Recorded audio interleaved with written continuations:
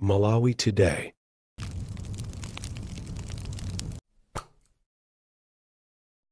Tikupasirani kuyankhula kwa the DC. The DC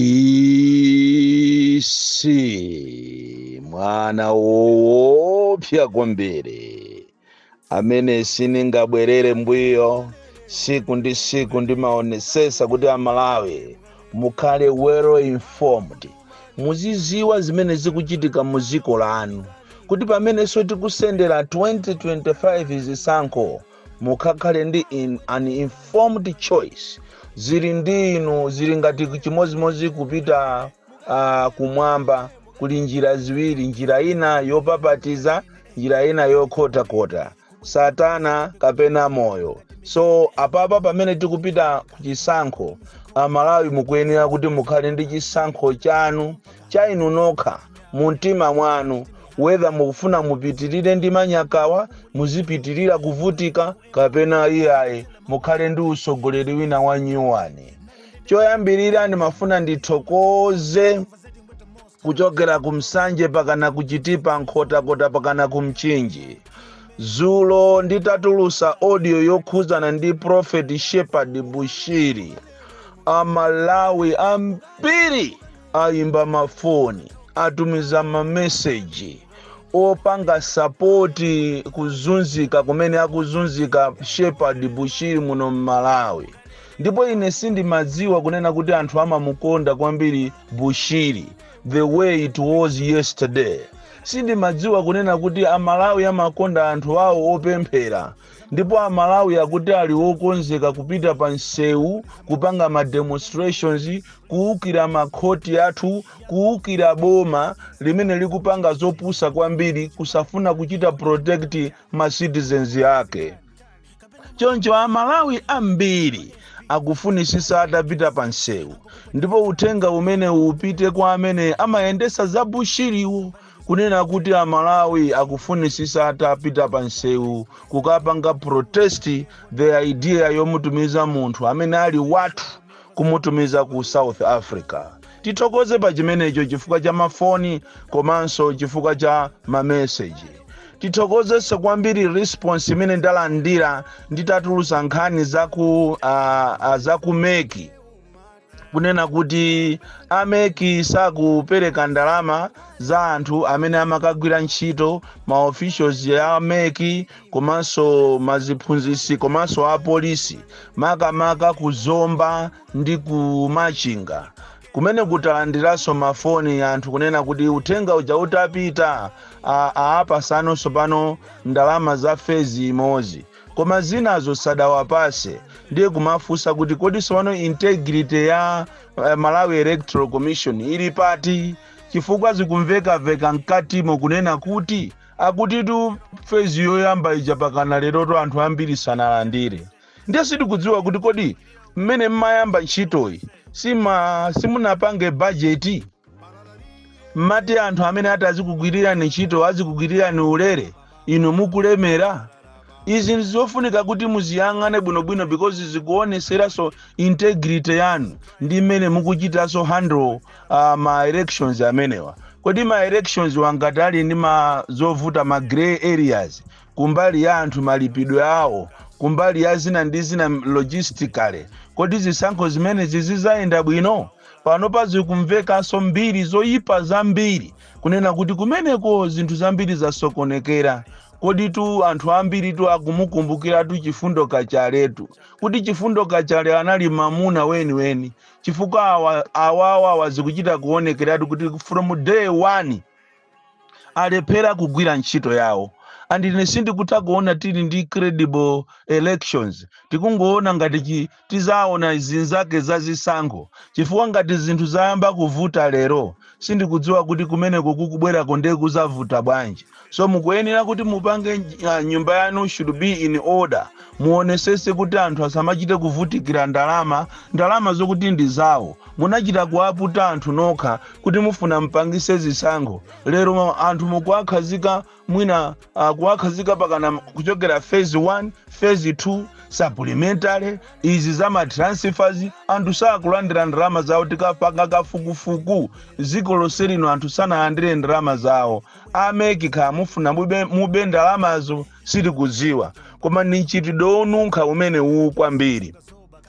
Ndichitaso ripoti kwa Malawi nkhani ina imene ndili nayo ndiyokhuza na mchitidwe wa anthu okuba makamaka amu Adimak and uthenga umene ukuyenera upiteso kwa a Minister of Trade kunena kuti mu Adimak muli ma officials amene akuba chimanga akuba mpunga kumagulisa kwa ma vendors malomo kuti aziyagulisa Malawi pa mitengo yosika akumagulisa mitengo yokwera koma kwa ma vendors kuti ma vendors yo azikalemera. Imozi mwa Adimak imene ikupanga za chinyengo zimene zikupatula kuti aliko ma Adimak ambiri ndija imachedwa kuti Ngabu. Kwa Ngabu kumene koko kwa Ngabu kuli mkulu wina bwana amene akumatenga zinthu zija kumanama kuti afuna asamuse mpunga kapena afuna asamuse chimanga achipitise kunsanje. Chikhalire nicho mpunga umenewu ndi chimanga chimene chakugulisa kwa anthu a business ozungulira pa Ngabu.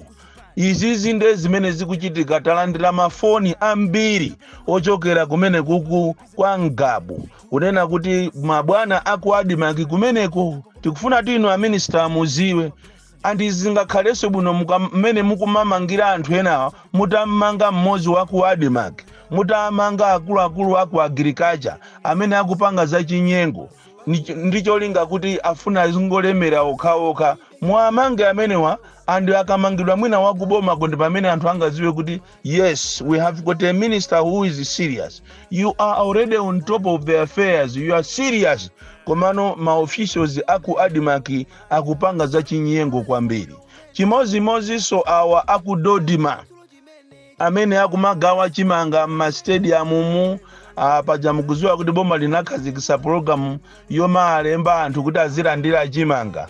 Iyi ili njiraso imozi yomafuna kuti aziberapo zisankho chifukwa munthu akapita kumene kuja kumachita redeem card yache akati chonjo amuuze kuti pereka 2000. Madera ambiri anthu ndiosauka ndiye mukufuna muwathandize ndipo wathandiza poso mukuauzaso kuti zipereka 2000 yachani. And even fertilizer emweyi amene amanena kuti wa subsidy anthu kuti akamutenge fertilizer moja akumalipira ndalama ina yapa mwamba. Izizi munayenera muziwe inu a MCP kuti mafilimu anu amene mukupanga inu okuba kachifukwa chokuti kuntunda koma president anu ma minister ndi okuba. Izizi tu sitingaopene mangonena chilungamo chake ndi okuba inunso mukupitiriza zomwezo kumaba mukumabera anthu osauka kumauza kuti ndalama imene 2000 imeneyi ndi ya anthu okweza ndi osisa. Kodi anthu omasa amakweza ndi osisa amalipidwa kongo kuboma? Muona ngati fesitidziwa kodi ndini amene mwayamba kupereka zinthu m'Malawi muno? Kunali tu maboma ngati a Joyce Banda, apita Muthalika, amalemu Bingu komanso abakiri Muluzi apereka tu zinthu zachetu zaphwamwamwa osakhala iziso iyayi apereka zinthu koma palibe amene ananenedwapo kuti pitani mkatenge izi ndiye kuti mutenge perekani 2000 iyayi chimanga chijacho kapena fertilizer uja kukuperekaso ati 30,000 ena yapadera. Ndi ziko lomvesa chisoni kwambiri ziko la Malawi. Ndi chifukwa chake zulo lija timanena kuti Amalawi timapwetekana tokha Amalawi sitimakondana. Nkutheka so program imeneyo si kuziwika kubomako koma ndithu anthu amene akumapita ku Kamuzu Stadium, ku Bingu Stadium, ku Zuzu ngatiso tumwe na ku Zuzu kokugawidwa pajatu anthu akumpoto lusamaganiziridwatu. Anthu akumpoto ndi awa amatengedwa ngati agalu ena ndi awa abushiri akuzunzidwa mwina khandi akutengedwa chifukwa chokuti ndi akumpoto koma akanakhala wawo ndi atamupangira njira zokuti amutetezere. Boma lokuba kwambiri, boma lomvesa chisoni. Chimene mukuziwa inu ndikupanga ma passport kuwapangira anthu akunja zigawenga zimene zinabwera Malawi muno muzina lokuti lifuna lithandize Cyclone Freddy. Amalawi ziwani kunena kuti ma passport athu akuno ku Malawi sali wotetezedwa chifukwa cha mtima okuba. tikunena pano pa maiko ngati America, Britain atiyika pa red flag kunena kuti ngati sitikonza bwinobwino passport yathu ndiye kuti palibetu anthu kuyenda kupita kunja maiko ngati ku America, Britain, Germany, France tilesedwa tingoti choncho chifukwa chonena kuti passport yathu ndi passport yomvetsa chisoni. Chitupa cha passport is an important document imene imayenera ikhale ndi ma security features oti ukafika pa airport paja akangoyichita swipe izionesa kuti amene ndi Boni Kalindo DC akuchokera kwanjeza kumulanje anabadwa siku lakuti ndipo president wa ziko zinachi ndi wakuti koma yathu kuyitenga kuyisiya kuyichita swipe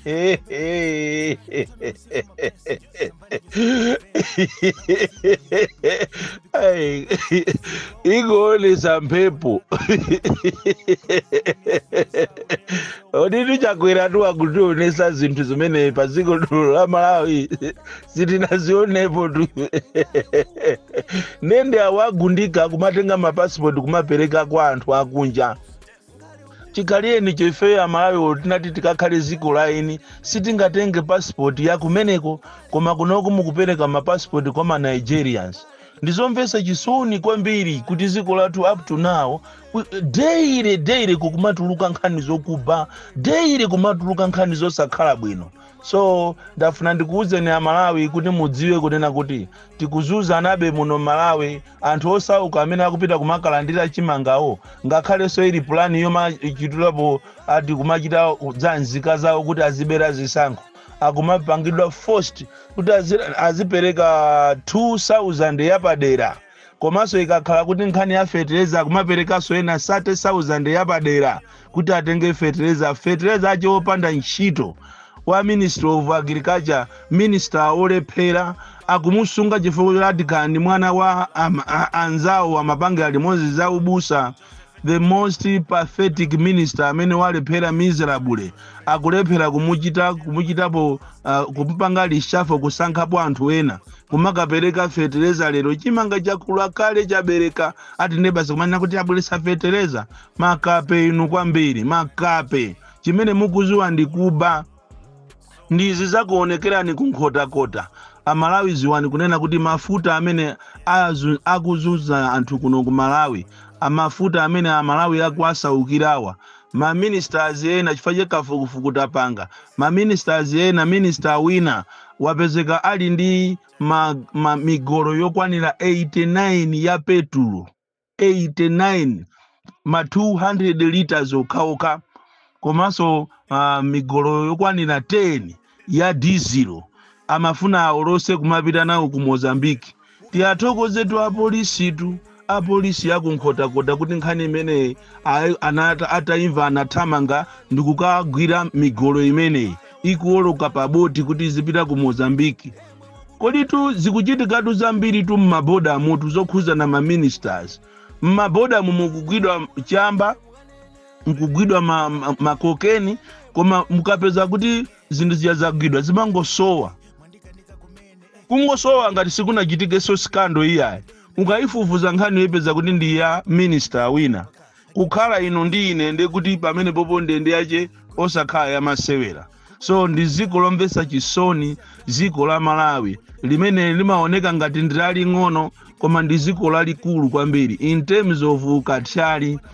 Nkhani yomaliza imene ndakubweresera ni mama wa uno wa Malawi pache masiku ano tikufuna tiyambe style imene talandira advice yonena kuti tizitha kumazitchula nkhanizi mitu yache. Nkhani yomaliza ndi zisankho za maprimary zisankho za maprimary za zipani zosiyana kafukufuku amene tampanga ifeyo Amalawi First maka so DC desk ndiyonena kuti zipani zambiri zosusa zikufuna zichite impose makandidate madera awo ambiri sapanga maprimary madera ambiri sakupangisamo maprimary azingonama kuti tikufuna tipange phase 1 tipange phase 2 madera ena osapangisa maprimary.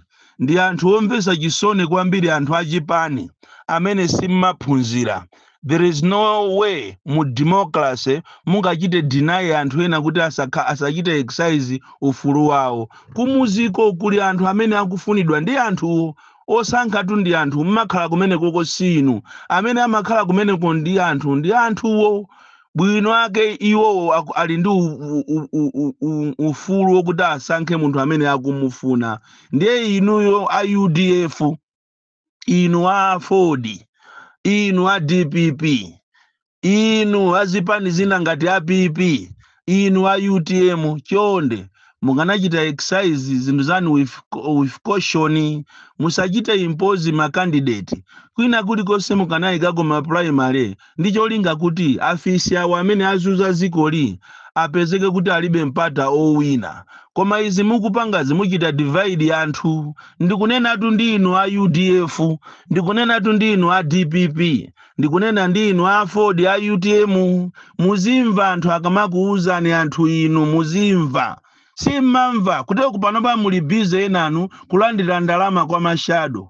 Mulibize kuti mulemere nthawi imene yazisankho. Mulibize kuanamiza ma president anu kumauza apita Muthalika zonama, kumuuza Ujeni Atupere Muluzi zonama, kumuuza Enoki Chihana zonama, kumuuza Joyce Banda zonama, kumuuza Daliso Kabambe zonama.